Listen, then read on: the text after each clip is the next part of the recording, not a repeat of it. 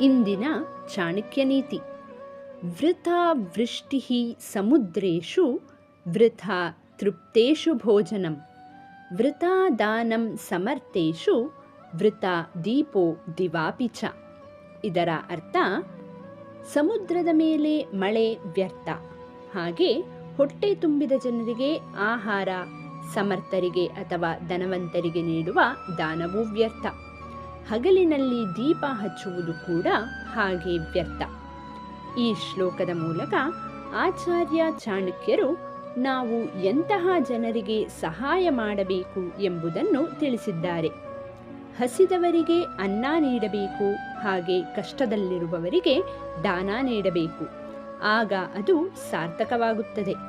ಇಲ್ಲದಿದ್ದರೆ ಅದು ಸಮುದ್ರದ ಮೇಲೆ ಮಳೆಯ ನೀರು ಸುರಿದಂತೆ, ಬೆಳಕಿನಲ್ಲಿ ದೀಪ ಹೊತ್ತಿಸಿದಂತೆ ವ್ಯರ್ಥವಾಗುತ್ತದೆ.